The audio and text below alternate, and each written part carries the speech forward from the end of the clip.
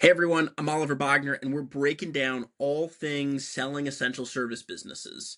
So, as we know, private equity is coming for essential service businesses, right? There's 4,000 private equity firms in the US. They've got $7 trillion of dry powder under management, and about 1,000 of them really, really love essential services. So, there's a couple sectors everyone's talking about, right? We've already done videos on HVAC, plumbing, electrical. We've done videos on greens and pest control. We've even done videos on accounting and some of the financial services that we cover.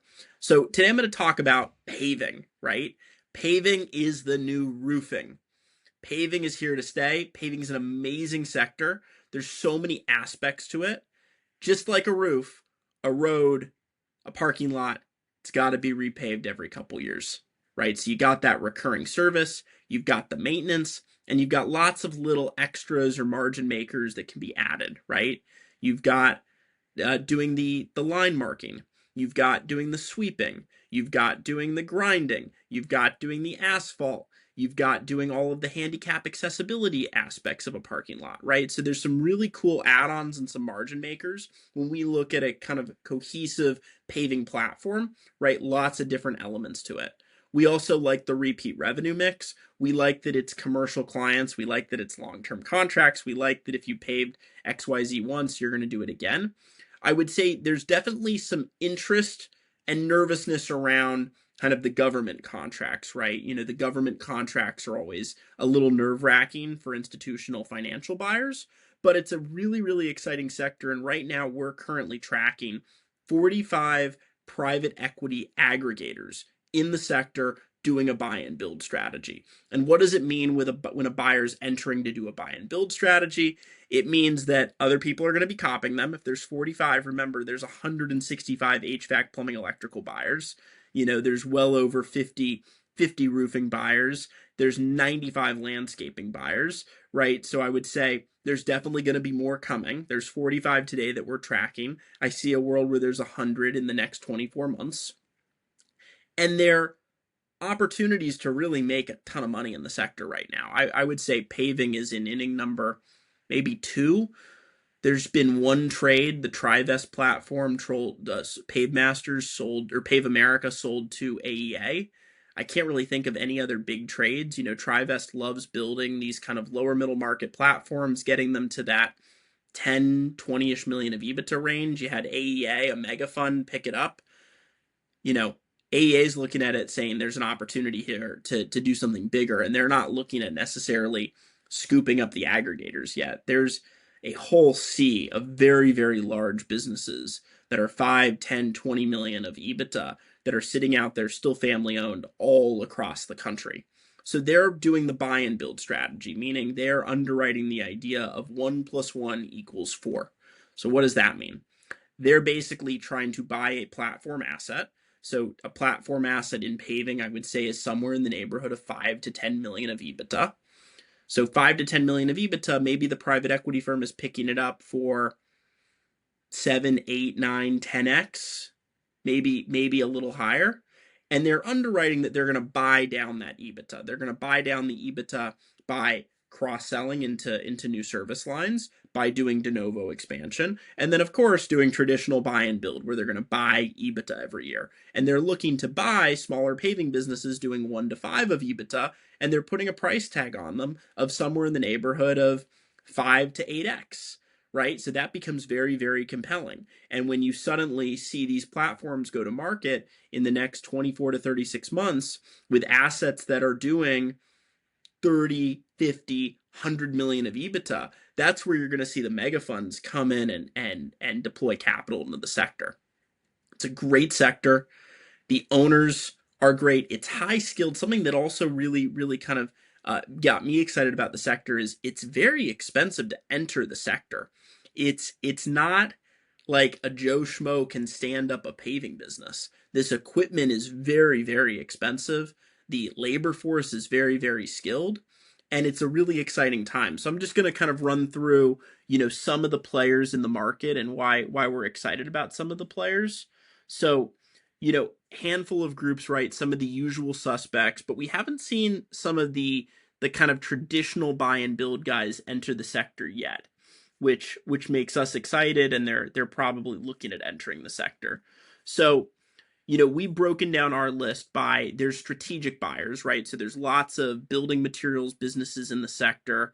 You look at, uh, groups like uh, Stone City, Old Castle Materials, right? So there's a whole kind of building materials aspect of the sector. There's probably a buy and build strategy for the groups that are the distributors in the sector. That's not necessarily our angle, but there's probably an opportunity there. You then have some really, really good builders in the sector. So Soundcore has Heartland Paving, 10X has Rose Paving. Um, you've got who else? Sawmill has Let's Pave. AEA acquired Pave America. Uh, Sterling Group has Pavement Preservation Group. Trinity Hunt has Sage Surface Partners. So you've got a lot of the usual suspects that love doing these buy and build strategies. The Trinity Hunts of the world, the HIGs of the world. You're missing the Shores of the world, the Alpines of the world that are not yet in the sector. But I think that's only, going to come with time, right? So you've got some good entry groups, and now the sector is really, we think going to just explode. You know, 45 buyers that we're currently tracking that are all doing the same buy and build strategy. So big opportunity. What does that mean for sellers? What does that mean for business owners? So if you're a paving business doing in the neighborhood of 1 to 5 million of EBITDA, now in the next 24 months is your time to exit. I wouldn't wait that much longer, right? We've seen what's happened in roofing, right? We saw the valuations plummet.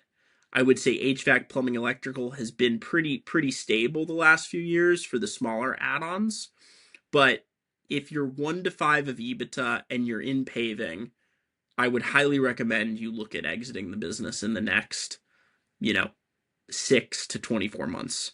We don't know where it's going to go. Again, we think it's going to be up and to the right, but we don't know where it's going to go. And I would say as the industry gets, larger, the smaller assets are going to become less desirable. So if you are a million of EBITDA today, a buyer might be putting a 6-7x multiple on it, where in 24 months from now, a buyer might only be interested in putting kind of a 4 or 5 times multiple on it, just merely because of how hard it is to integrate such a small business in the scheme of things. So again, that's an interesting sweet spot for owners. Another thing is the businesses in the sector that are 5, 10, 15 million of EBITDA, definitely an opportunity to become the aggregator, right? You have lots of groups that, again, have already underwritten the sector, have gotten excited. So you've got some of these lower middle market funds that have a great reputation of doing buy and build, can get their LPs excited about the sector, but haven't yet entered the sector. So opportunity for new platforms to come in. And again, you have a lot of these groups that are willing to buy into these platforms that are strong at 8, 9, 10x. So, opportunity to take some real chips off the table. And not only that, but because these businesses are of such size, they can absolutely use debt very, very quickly. They can put leverage on these businesses almost immediately. So you're going to be able to not only sell 60, 70, 80% of the business, but that equity is not going to get diluted down because they're going to layer in debt very quickly. And then it becomes this flywheel, which is what the buy and build guys are great at doing, where you can just continue to fund M&A through debt. So, really exciting opportunity in the sector. We're aggressively covering it. We're on deal number 5 or 6 in the market already. So reach out. Let's have a conversation. Let's understand what your business is worth. Let's talk about the buyer landscape. Again, my name is Oliver Bogner, managing partner of the Advisory Investment Bank, 2 times Forbes 30 Under 30 honoree, 2 times Inc. 5000 CEO.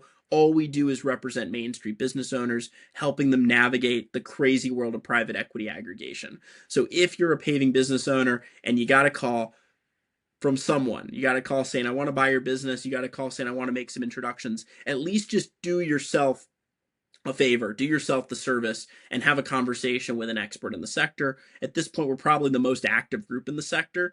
We believe we'll end up doing, we're currently tracking it about a deal every other week in the sector. So we're definitely the most active. Let's have a conversation. We know how to navigate it. We know kind of the ins and outs of the buyer pool. Defendmainstreet.com. Again, our website's defendmainstreet.com, and we're looking forward to getting to know you.